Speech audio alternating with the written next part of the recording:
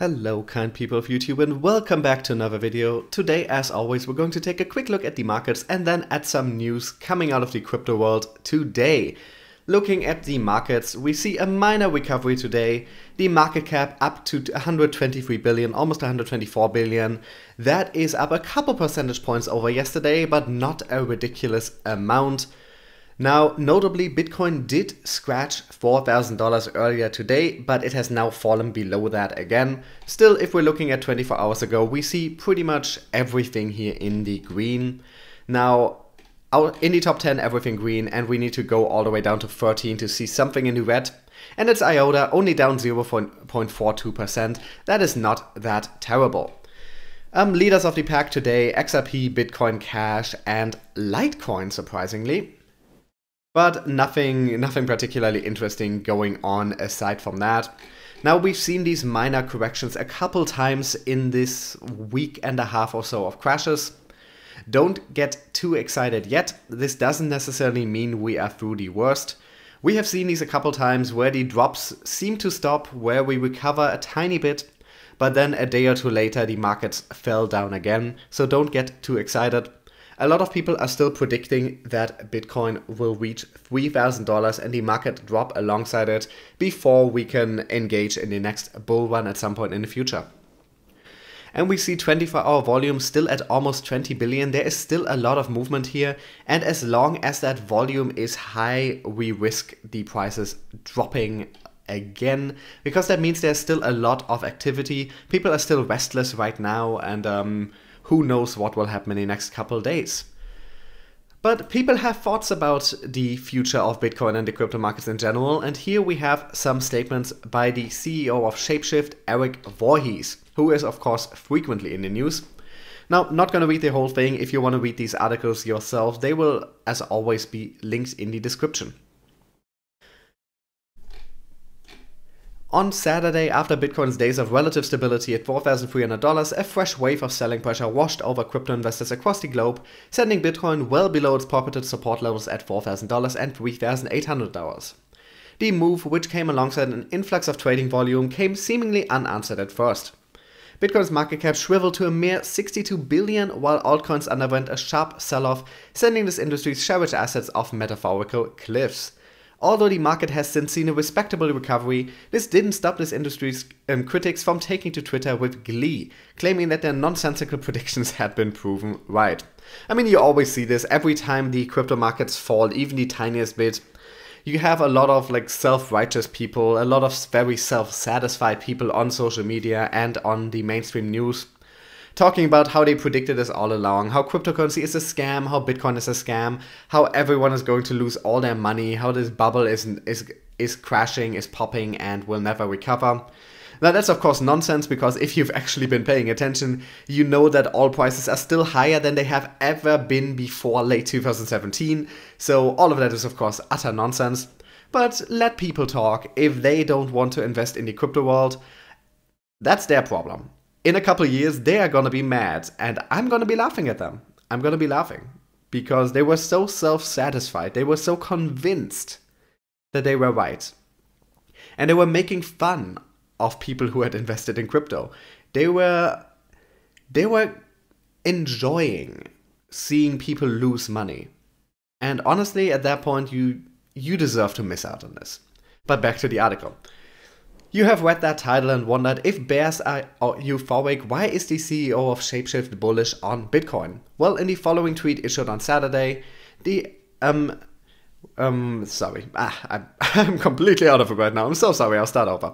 Well, in the following tweet issued on Saturday night, which was brief and to the point, the epitome of a well-crafted message, Erik Voorhees, Shapeshift's longtime chief, excitedly acclaimed that crypto's bears have entered into a stage of euphoria.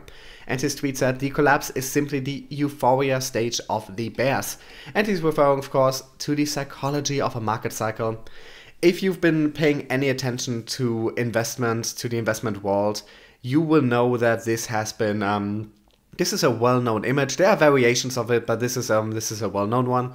And you have the euphoria phase when your market movement is all the way at the top. And he's essentially here saying that this doesn't just exist for bulls. For bulls, this would be it. You get euphoria at the height of the price, and then panic, capitulation, anger, depression, disbelief. But you can also turn it around, and if you look at the prices falling, calling this the euphoria moment for bears means this is the lowest it will go, and after that we are going up. And he made some other statements down here in an interview. It has certainly come a hell of a long way since it started. Every financial institution in the world is watching, every government is somewhat bothered and or a little nervous about it, tens of millions of people have used it, and most people in the developed world have heard of it at this point. So yeah, it has made huge progress, there are still ways to go. And he is of course talking about Bitcoin and cryptocurrency in general by extension. And that is, I think, what you always have to take away from these market movements, from these crashes. Yes, everything is falling down, and people who were predicting the downfall of the crypto world are very happy right now. But you know who's gonna have the last laugh? People who have looked at cryptocurrencies, who have looked at the projects involved, at the use cases, at the ways cryptocurrencies can revolutionize payments, how we interact with each other, and the world, and have seen the future potential and have gotten in early. We are gonna have the last laugh.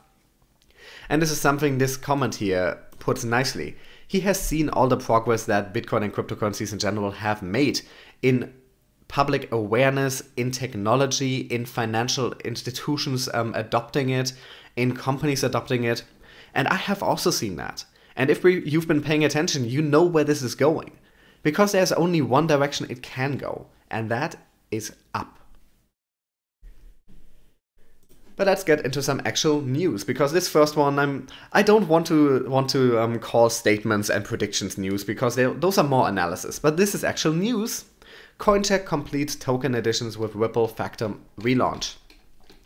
Now, Coincheck, of course, Japanese exchange that was hacked earlier this year, and over $500 million in assets were stolen. Now they have finally put all trading pairs back online, and notably one of the ones that had been missing so far was XRP. The release of Ripple XRP and Factom FCT token trading means Coincheck is now operating services for all tradable cryptocurrencies on the platform. And here Cointelegraph is making the common mistake that unfortunately you see from major crypto pages like this who should really know better. The release of Ripple token trading. No, it is just XRP. It's not Ripple in brackets XRP. Ripple is the company, XRP is the token. It should just say XRP token trading.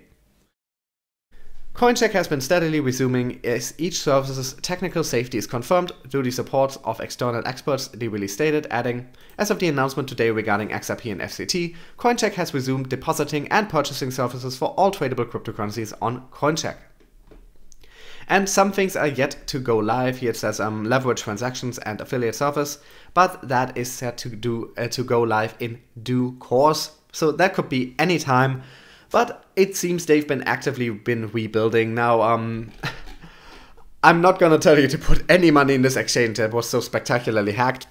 But if you had any crypto on it, this might be the chance to pull it out, to just get that out of that exchange. And it will probably never recover, because do you recover from a $500 million hack? But it's good to see that still that the team behind it is not being defeatist here. The Coincheck team is apparently doing everything in their power to get the platform up and running again, to make sure that everyone can access their tokens and can do trading again as it's supposed to happen. So it's pretty reassuring to see this, because they could just throw up their hands and as some other exchanges have done, but they're doing whatever they can to get it back up and running. Despite now it being tainted by this crash, who knows if anyone actually wants to trade on the platform anymore. But very, very good to see. So XRP FCT back on Coincheck. Now Cardano ADA. Once again, ADA is the token, Cardano is not the token, is getting an update. And we haven't talked about ADA in a while, but it's a very, very, very promising cryptocurrency, and they are getting ready for some pretty major technological updates. Cardano's Charles Hoskinson, the CEO of IOHK, did an AMA on YouTube on November 17th. He spoke about the upcoming 1.4 and Shelly update for Cardano. He said, "The update 1.4 for Cardano is coming along well, and we're in regression testing right now. We've had a few regressions, but nothing significant is found yet, and there's a lot of new code. There has been a huge amount of refactoring on the core, and we found new database solutions, so we've gone from lots of storage to little storage and become much more efficient. And just notice, I hope I didn't confuse anyone. What I meant was Cardano is the platform, ADA is the token. In this case, Cardano is of course not the company, that is IOHK behind it. He continued saying that the biggest development that has happened is in the wallet backend. Moreover, Hoskinson confirmed that it was the first piece of formally verified code that they've had. He further confirmed that the development cutoff was a few weeks ago and that they were working their way through the QA, that is making sure that everything works properly, which is being led by Alan McNicholas, the head of the QA department at IOHK, and his team.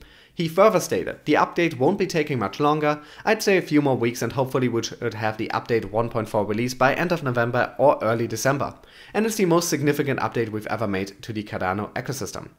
The update is the foundation for the new wallet's backend. Hoskinson had previously explained that the current Cardano SL code was never meant to be something that is long-term. He also mentioned that the existing code will be heavily changed and refactored to drop dependencies and make architectural changes.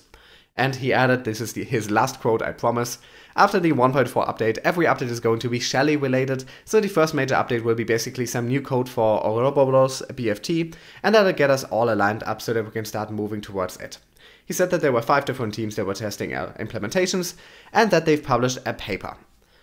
So here we see a major update coming to Cardano, very much an underlying technology infrastructure update, not something you will necessarily notice while using the token, but very good to have running in the background. They are overhauling some pretty much placeholder technologies that were in there initially, making it future-proof, and after that it is on track for Shelley, which is another major update.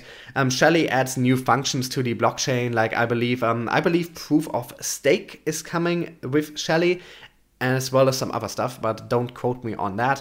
And Shelley is supposed to happen in early 2019. So we see here Cardano ADA, there's a lot of active development happening on there. The team with IOHK and oh my god, I forgot his name. Hoskinson, not Hoskinson. The team around Hoskinson very actively developing the code. That is very wonderful to see. We don't see this much activity from most major cryptocurrency projects. We are seeing a lot of development on Ethereum, we are seeing a lot of development on sidechains and on top of Bitcoin, not on Bitcoin itself, and we're seeing a significant amount of development on EOS and XRP, but we don't really see that much for many others, so it's nice to see that, that ADA is also being actively developed. Now Ledger is in the news again. They're opening a whole new office for their institutional custody offerings. Now, Ledger, of course, not the only company that is trying to do institutional custody, but they are pretty well equipped to be going into that market as the main producer of hardware wallets, so they're very trusted in keeping cryptocurrencies safe. Cryptocurrency hardware wallet manufacturer Ledger announced it is expanding to New York as part of its development of institutional custody offering Ledger Vault, according to a press release. Ledger, which launched pre-access for Vault in May, has appointed former Intercontinental Exchange executive Demetrios Skalkotos, I probably mispronounced that terribly, to lead the global business unit operations for the project. Now this, them hiring someone away from ICE is very meaningful here, because ICE, of course, is also behind Bakkt, and Bakkt is going to be one of their major competitors in the cryptocurrency custody and institutional money world. New York City is the center of the financial world, hence having our Ledger Vault operations based in the region was a natural fit, Ledger CEO Pascal Gauthier, I probably also mispronounced that, commented in the release. As the trend for businesses to serve institutional investors continues, Ledger joins non-cryptocurrency operators, including ICE itself, in preparing the ground for what appears to be growing demand from corporate clients. Despite a roughly 6-week delay, ICE's Bakkt platform will likely gain regulatory approval to offer physically delivered Bitcoin futures starting at the end of January. By contrast, Ledger Vault is a form of custody solution allowing multiple members of a corporate entity, such as a hedge fund, to access the same cold storage wallet. In July, Ledger announced that it had sold more than 1 million hard wallets in 2017, noting they were planning on attracting tech giants like Samsung and Google's ventures arm GV for further funding rounds. So very interesting here what Ledger is doing. Not quite the company that you would expect to be moving into institutional custody, because it is of course a hardware producer at heart. but they do definitely have the right credentials, and they seem to have hired someone really good for the job to lead these efforts. It's always very nice for me to see companies that began as crypto-focused companies move into these spaces, because we don't want a situation where Wall Street, traditional Wall Street, can command what happens in the crypto world. Now, I'm not for excluding Wall Street. I think the crypto world should be open to anyone. That is part of decentralization. That is part of the appeal of crypto, that everyone has access to these technologies, that we have a new kind of connected world through these decentralized technologies. And these cryptocurrencies that aren't backed by any one government, that no one person has control over. But I don't want the crypto world to be completely controlled by Wall Street instead. And so far, a lot of big Wall Street firms are getting cryptocurrency products ready, and we have to make sure we don't let them take over the entire market. That at least some companies that have started as crypto companies, that are essentially our people, that at least some of them are playing a major role. So it's very nice to see Ledger do this. Full disclosure, I do have a Ledger affiliate link in the description to buy their Nano Ledger S hardcore wallet, hardware wallet. But that did not at all influence what I was saying here. So I don't let that kind of stuff influence what I say. So, but yeah, just full disclosure, I do have that affiliate code, so I am in some way involved with Ledger, but I have also made exactly $0 from that so far, so take that as you may. And last, but very much not least, because I always like more mainstream adoption, Ohio becomes first US state to allow taxes to be paid in Bitcoin. Now it was only a matter of time until you could start paying your taxes in some parts of the world in Bitcoin. I believe some governments and some local places around the world, some cities and some states are allowing it already, but this is the first time you can do it in a US state. And this is limited, as we will see when we actually read the article, but it's a first step. According to a report from the Wall Street Journal, starting this week, companies in the state will be able to pay a variety of taxes, from tobacco sales tax to employee withholding tax to public utilities tax, with the cryptocurrency. The filing process involves 3 steps. First, businesses will have to register with the Office of the Ohio Treasurer through a dedicated portal called ohiocrypto.com. Then they will then need to enter tax details such as payment amount and tax period. And finally, the due amount is paid in Bitcoin using a compatible crypto wallet, according to the portal. Compatible wallets include the Bitcoin Core Client, Mycelium, and Bread Wallet, and others that are compatible with the Bitcoin Payment Protocol. All tax payments will be processed by Atlanta-based Bitcoin payments processor BitPay, which will convert Bitcoin to dollar for the Treasurer's office. For now, the facility is available only for businesses, but it is reportedly expected to be made available to individuals in the future. And we don't really need the rest of this article. This gives us an idea of what's going on here. So they're starting to roll it out on a relatively small level, only for businesses, only for certain taxes. This probably to make sure that everything runs smoothly, that if there are any issues, it isn't the go-to method for most private citizens. But it looks like they're ultimately planning to make it possible to pay most, if not all, taxes, both as individuals and as companies, with Bitcoin and possibly other cryptocurrencies after, who knows. This is a very, very wonderful step in the direction of mainstream adoption. Now, and also this is further proof that not all governments are out to stop or to control crypto. That at least the local government in Ohio seems perfectly open to embracing crypto. And honestly, I think that's wonderful. I think that is a step in the right direction. I think we will see more of this, and that gives a lot of legitimacy to cryptocurrencies if you can pay your taxes in them. That means that governments accept them as perfectly valid, as essentially as just as good as their own fiat currency. Because that is the implicit message from this. If a government, now of course this is the local government in a state, not the federal government, but still, this is sending the message: if you want to pay the thing that you have to pay the government, the taxes, pretty much the most important monetary thing that the government is involved in, we don't care if you pay us in Bitcoin or in dollars. That is a big message. That is saying that Bitcoin is just as good as the US dollar.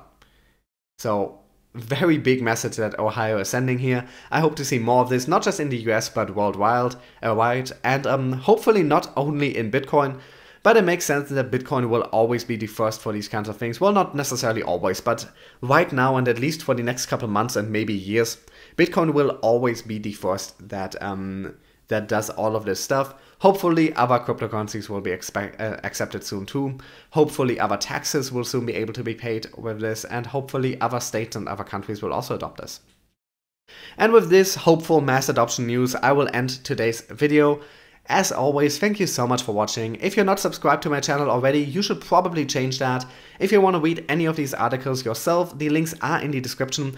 In the description you will also find my social media links, as well as a bunch of ways to support the channel if you feel so inclined. Thanks for watching, and I'll be back with you guys with another video tomorrow.